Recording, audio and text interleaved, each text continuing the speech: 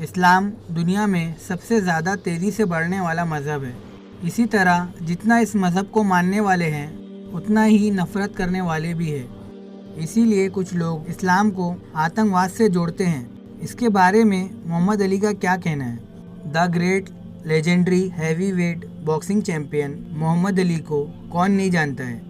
उन्होंने 1960 में इस्लाम कबूल किया। मोहम्मद अली एक सच्चे पक्के मुसलमान थे।